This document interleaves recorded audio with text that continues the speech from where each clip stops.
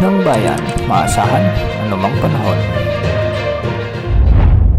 Magandang araw po sa ating lahat. Narito na ang latest update sa magiging lagay ng ating panahon ngayon at sa mga susunod na araw. Patuloy nating minomonitor ang low pressure area na patuloy namang lumalayo sa ating bansa at huli itong namataan sa layong 1,170 kilometers silangan ng extreme northern Luzon. Base sa mga pagtataya ay nasa katamtaman ng tsansa nitong lumakas bilang bagyo sa susunod na 24 oras, ngunit hindi na ito inaasahang magiging bagyo dito sa loob ng ating area of responsibility dahil kung makikita natin ay unti na rin itong lumalayo sa ating kalupaan. Hinahatak na lamang nito ang habagat na nagdadala naman ng mga pag-ulan sa iba't ibang bahagi ng ating bansa. Dahil nga sa habagat ay asahan ng maulap na kalangitan na may mga kalat-kalat na pag-ulan at thunderstorms sa buong Ilocos Region kasama na ang Zambales, Bataan, Occidental Mindoro at Antique. Posible ang banta ng mga biglang pagbaha o pagguho ng lupa lalo na kung may mga umiiral na katamtaman at minsan ay malalakas na pag-ulan. Samantala, habagat din ang magdadala ng bahagyang maulap hanggang sa maulap na papawirin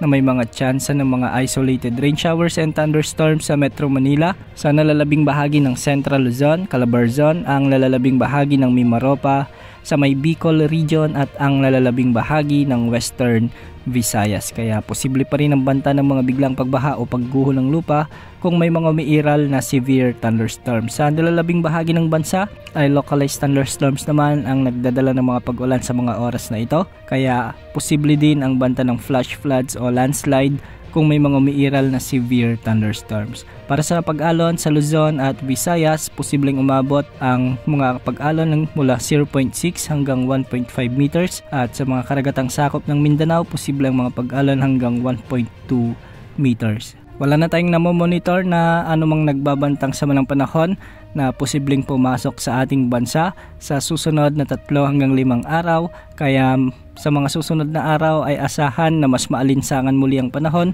dahil sa unti-unti ring paghina ng habagat. Magkakaroon kasi tayo ng tinatawag na monsoon break sa mga susunod na araw at easterlies ang magiging dominanting weather system sa ating bansa. Yan muna ang latest sa lagi ng panahon. Ito po ang weather update ng bayan, maasahan anumang panahon.